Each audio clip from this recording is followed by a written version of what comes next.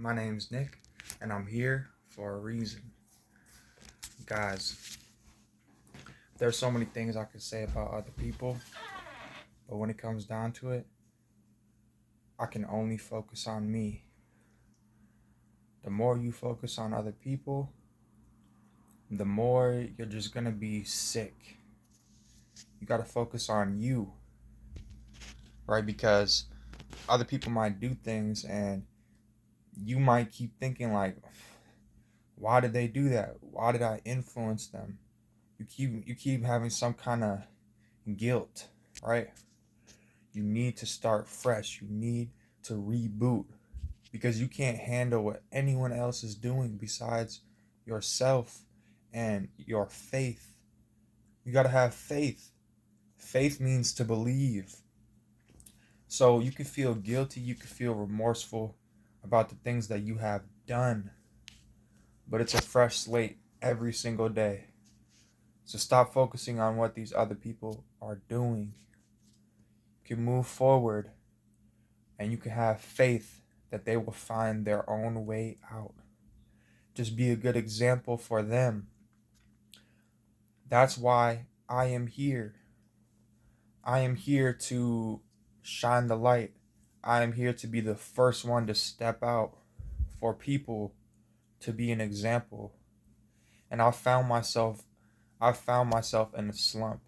I found myself not wanting to get out of bed because of the things that I have done, the remorse that I am feeling, the guilt that I am feeling. But there's nothing you can do because you're only at this point. You can't go back. You got to learn from the things that happened, right?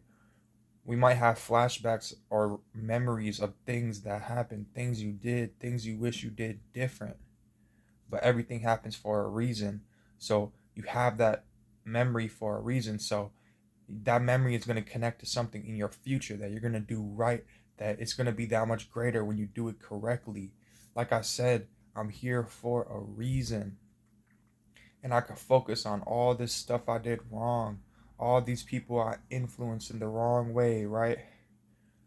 But after a while, you got to understand that I'm still here.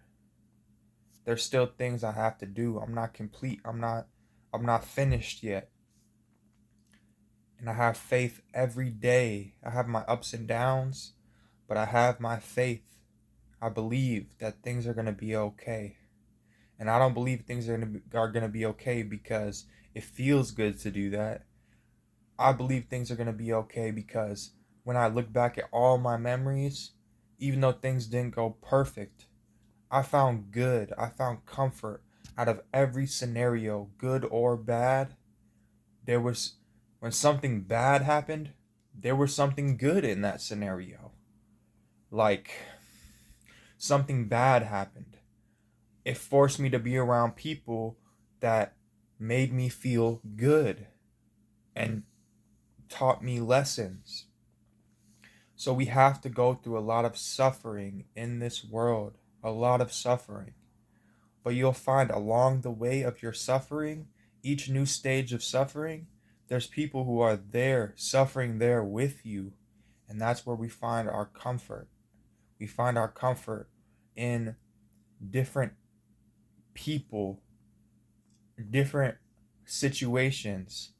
And the reason I have faith is because I'm able to look back at my life and remember, for every bad situation I have been in, there has been a lot of good people suffering right there with me. It might not make sense, the words I'm speaking to you. You would have to be me to understand what I'm talking about. But I'm just saying that bad things happen in this world, but all I see are good people. Maybe there are some people that don't make me feel good, but I'm not talking about those people. I'm talking about for every place I go that I feel like I have to be there, right? You probably go through situations in life. Let's say you've gone to school. Well, you have to be there. Let's say when you're a child and you're living with your family, right? Well, you have to be there. Let's say you mess up, you do something wrong, you go to jail. You have to be there. You can't walk out of jail. You have to be there. Let's say you lost your marbles and you had to go to like some kind of psychiatric unit. You had to be there. There's situations where you have to be there. That's the suffering in the metaphor. But every place you have to be there, you're going to find people along the way that you can relate to, that you're going to gather comfort from. And every single bad thing I've been through, there's been a lot of good people around me that have lifted me up, that have said, just take it one day at a time, keep going. And that's what I mean by why I have faith. Because any bad thing that happens to me, I could die right now. And I have faith. Because all this life has been is good. Whether there's been suffering, whether there's been bad things, bad moments, this happened, that happened, it doesn't matter anymore. I'm only 23, but I'm to the age of experience-wise, experiencing things, right? That I know nothing bad could happen to me that I didn't have faith. Even if I was in a room and I was all alone and I had to be there and there was no other people to comfort me, to be there, to talk to experience this with, I've gathered up enough experience that I can find comfort within myself. I can have belief and faith within myself. If I'm being tortured in a room, this is where I'm at, guys. And I've never been tortured. None of this has happened to me so far. But I feel inside that I'd be able to make it through and still hold my faith, still feel happy, all this stuff, because I don't see anything getting me down anymore. Because every single bad thing that happened to me, there was a good person there right next to me, right there helping me. For every bad person that has tried to harm me, there has been a handful of people to lift me up, to say, they just didn't know any better. Forget about them. Move on. Come do this with us. Come. You get what I'm saying? That I'm telling you guys that the source of good, the source of light, it touches us. It goes into our life. Think about when you were a very young child and somebody touched you. And I don't mean physically touched you. We're not talking about that. But think about when you're a young child, right? And maybe you're scared, or maybe you don't know any better. You're just like all over the place, right? Think about that first person that had an impact on you. I'm not talking about a negative impact. I'm not talking about someone who made things worse. Think about that first person who had an impact on you that made you feel like, positive, good, made you feel just like everything was going to be okay. And that's the light right there inside of that person, what they did for you. That's why we have to keep passing that on. Us older people need to pass that on to the younger people.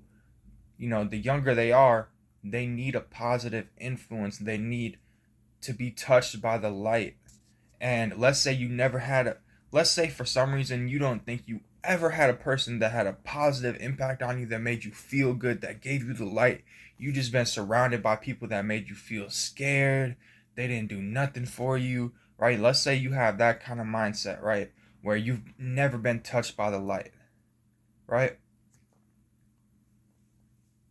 Just think about anything. Just think about anything, right? That made you get through a situation. Okay, it could be a sibling. It could be someone who took you in.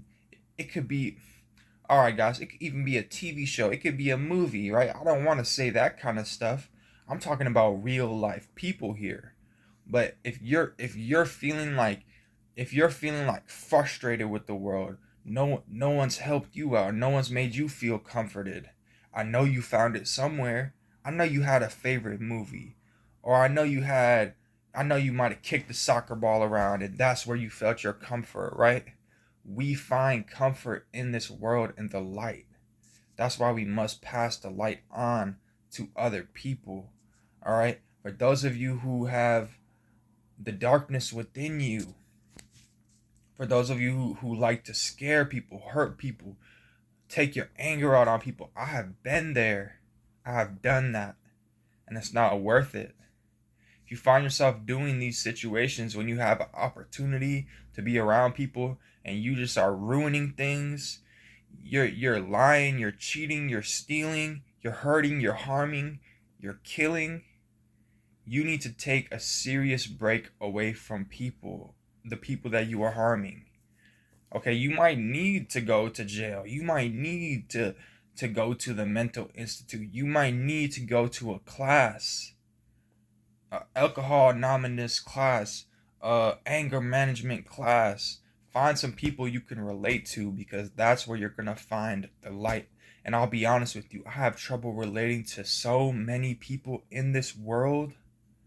But that's when I look back to the times I had to be somewhere. That's when I related to people. Because it's easy to isolate ourselves in today's society and to find reasons not to relate to people. To pick something out about somebody and say, I don't relate to them. Well, I didn't do that. That didn't happen to me growing up. Well, I didn't have that. Well, this didn't go that way, right? But looking back in my life, it's been the places where I had to be that I related to people the most. And I'll just open up to you guys about a couple situations, guys. I'm talking about, when I had to go to jail. I was having trouble relating to people before I went to jail. I couldn't relate to society anymore. I couldn't relate to people anymore. And when I went to jail, I started relating to people in general population, just my peers. I didn't relate to every single person, but I started relating to people around me because we're going through the same situations. And when they're telling me their situations, they're way worse than my situation. So I started to find comfort in these people, even though they're in worse situations. They might be going away for 10 years, 5 years, 2 years. They have children, they have all this, but they're still comforting me. They're still making me feel good, making me feel safe, picking me up every single day. And that's how I started to relate to people. I related to them because I was like, they have it way worse than me, but they're helping me. Another situation, school. Back when I had to be in school, you have to be in school, right? You gotta be in school. You gotta go to school, right? You can't always just be homeschooled. A lot of us have to go to school. Well, here it is. You go to school, right? You gotta be there. You might not relate to every single person. But when you're in school, you're going to relate to some people because you relate to the fact that you got to be there. You might not even speak to these people. You might not even have things in common with these people. But if you sit next to somebody every day, you're going to relate to that person and you're going to start to find similarities in whatever it is that you find it in. This happened to me. This happened to me in school where I would sit in the back of the class, right? I would sit in the very back of the class. I wouldn't take notes. That's why I sat in the back of the class, because the teacher would go too fast for me to write the notes down, right? I was smart. I was on top of things. But if you looked at my paper, I never took notes because it's hard for me to write as fast as the teacher is speaking. I'm better at hearing things than writing them. Okay? So when the teacher is going, I didn't know which things I should write down, which things I shouldn't. The smartest kid in the class would always have the most best points on their notes. But I didn't know what to pick out to write down. And I had another peer. He would sit next to me in like half of my classes. For some reason, that kid would always be in my class. And we would sit in the back of the class, and we would sometimes talk, but usually we would just sit there. and just pretend to be writing because we both wouldn't take notes. And to this day, I relate to that person, not because we were close, just because we were going through similar situation where, you know, all right, let's move on to the next situation, right? Let's just say around like, teenage years, right? Let's talk about the people in your neighborhood, right? You can't always pick about where you live, where you are, right? Where you live, there's other people that live near you, okay? So you live near people, right? You guys might look different. You guys might talk different. You guys might have different family situations. You guys might have all types of differences, right? But when you live near somebody, this is when I start to relate to them because you see them all the time. You realize we're both here. We're both living here. You start to get to know their families. You start to get to know the things they like, the things they don't like, right? That's another situation where I related to people because you both live there, you both smile, you both wave, you both have conversations. Kids knock on your door and ask you to come outside and play. All types of scenarios where you live near each other. That's why you hang out with each other, right? If you live somewhere else, you would hang out with a different bunch of kids. That's just how it works. It's not personal. It's just the closeness. It can be physical closeness sometimes. Oh, I live next to so and so. Oh, I live next to so and so, right? That's when you start to relate to people because you're going through a similar situation, right? You live near to each other, right? You start noticing things about each other's family life, all types of situations, right? Now I'm going to bring it back to my earliest times relating to people, okay? The first times I started relating to people is through siblings, right? Your siblings. You don't choose the family you're born into, right? You're just born into your family, and you can't control that. You're born into it, and once again, it's not a place that you have any choice. At least when you're younger, if you run away, you're probably, for most people, if they run away when they're a little kid, they're gonna have a worse life. So family is a good thing, right? But that's the thing, the first earliest times of relating to people is siblings, right? You see them grow up, you see them not only change and morph into new people, but you connect with them on a level that you never connect with another person again. You might become closer with other people, you might spend more time with other people, but you relate to your siblings because you didn't really get to pick your siblings, but that's the beauty of it. Because when you go out and pick somebody, that's just kind of neurotic, right? Obviously, when you're gonna go pick somebody, you're gonna try to pick the perfect person, and there is no such thing as perfect people, guys. The only perfect person was Jesus. So you want to go pick a girlfriend, right? Well, you're trying to either pick the most perfect woman, right? Or you want to go pick somebody to go work in your business, right? Well, you want to hire the most best person for your business. You want to hire the person with the best qualifications to get the job done, right? But that's not what it's like with your siblings, guys. Your siblings are just randomly put into your life, and that's why you relate to them, because you've seen the progress that they've made. You've seen the changes that happen in their life, and you relate to them because you went through the same situations. Even though some of your siblings might have even had harder situations going on, different situations, right? We have siblings that even look different than us. We might look more or less the same, but siblings that have different appearances, or just you know differences in personalities, right? But you still relate to your siblings more than you relate to any other people throughout your entire life, because that's somebody that you literally, or like one person, if you get what I'm saying, you're like one person. Your friends come over to your house and your siblings are kind of like you. And that's the thing, the number one time that I have related to people throughout my life is my siblings. And we don't always live a perfect life. We don't always live the most bestest life ever. We don't always do things correctly, right? But we still relate to them no matter what we go through, no matter what happens, right?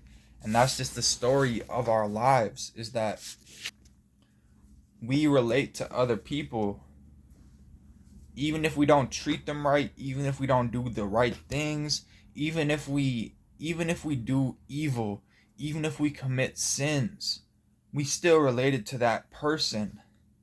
We might have just not realized it yet. And that's why the older I get, the way that I do good is by leaving people alone. Because I've had my ups and downs in life. I've harmed people. I've done wrong. I've done evil. I've sinned. And all the times that I have sinned has been me doing something to somebody else. Right? Whether it's passive, right? I might have stole from them. Whether it's to their face, I might have threatened to harm them. All these things have one similarity, is that I did something to somebody else. So my way, really I think everyone's way of doing good to somebody is simply just by leaving them alone. There are times we can do something for somebody and help them. Say words to help people. There's things we can do to help people. But 75% of the time, as an adult, I find myself not doing something to help somebody. Oh, I didn't take their bike. Oh, I didn't say these words that I probably would have said when I was younger. Oh, I didn't borrow this person's stuff and then forget to return it, right? Oh, I didn't ask to borrow their car. Oh, I didn't slam the door. You get what I'm saying? How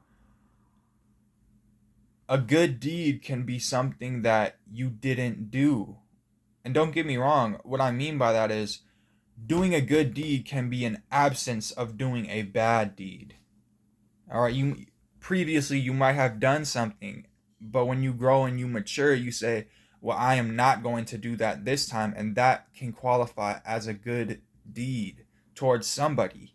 It's improvements. And the more you can self-restrain, the more you can control yourself not to do wrong. You can trust yourself to do a good deed, right? But here's one major problem I find with myself. Sometimes I think I'm doing a good thing and I'm really doing harm to somebody. I think I'm speaking to them. I think I'm saying the correct words. I think I'm helping them. And then they come back and say, "Hey, could we talk about something else? I don't really want to talk about what we're talking about. I don't really want to be preached at. I don't really want to be." That's why I make these videos, so people can seek me out. Because in my life, I had learned a lot of things. But whenever I try to push them onto other people, they say, "Why are you preaching at me? Why are you telling me this stuff? This feels like it has more to do with you than it has to do with me." And I hear exactly what they're saying. So the more I go through life, it may feel like I am isolating myself. But the truth is, sometimes, at least for my situation, it's easier and it's more helpful to not do something than to do something, right? Because I can be that person for somebody. I can speak to them. I can be in their life. But if I can't follow through, if I can't be there for them, what are my words doing? Like, what is all this stuff I'm saying to them doing besides getting them attached to me? Because like I said, I've related to people. I've related to my siblings. I've related to my neighborhood friends. I've related to my school friends. I've related to my peers when I had to, you know, forced into situations. I related to my peers. I relate to people everywhere that I go. But the more I relate to people, the more I'm an absence in their life, because I know that I am not perfect. And the only one who is perfect is Jesus. So for me, to pretend to be Jesus is of arrogance. To think that I can preach to people, to think that I can tell them what to do, it's an arrogant trait that I have. So I will speak to people through these videos and allow them to seek me out, allow them to subscribe to me, allow them to like my videos, allow them to comment and to interact with me through comments, inspire them to make their own videos. But I will no longer promote being arrogant, having arrogance, thinking I never thought I was above people, but I thought that they needed me when they didn't.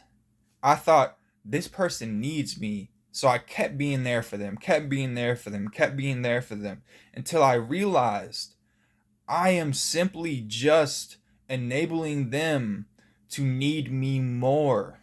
And if you really want to help somebody, you got to teach somebody how to do what you do without you being there anymore. You get what I'm saying? Like when you're a parent, you want to raise your child, and when they're raised, you want them to be able to go and raise a child themselves. You don't want to have your child always depending on you. You don't want that. You want to teach somebody something, a lesson for life. You don't want to just keep being in their life, having to fix things, having to be there for them, right? It's a little different when it gets into like a significant other, right? When you have a woman, a wife, right? You might need to be there for them in certain situations because you're a male, you're a man, you're big. You need to protect them. You can't let someone try to harm your woman. Just your presence helps a woman feel more safe. You got to provide for your woman. You got to provide for them a good life. Provide for them food, shelter, all that stuff. So when it comes to a significant other, that's the things that you got to do. But when it comes to these other relationships that you have manifested, that you have created, it's a beautiful thing that you created these relationships, that you relate to these people. By choice or not by choice, you related to them and they were in your life. All I'm saying is you want to start to teach these people how to be like you, and they can teach you how to be like them. And then you guys don't need each other as much, and you can move forward with your own families. You can grow up. You can call each other every once in a while. You can arrange a time to spend with them, for your families to all spend time together, right? But it's more important to teach somebody a lesson that they'll learn forever than to just want to fix things out of arrogance. Because the less arrogant you become, the more you realize how capable everyone else is. You just wanted to be that person to do it for them. So the less arrogant you become, the more you realize other people are fully capable. You just have to show them how. You just have to be that guiding force. So thank you for watching this, and I'm out, guys. Thank you so much. I really appreciate this, for real.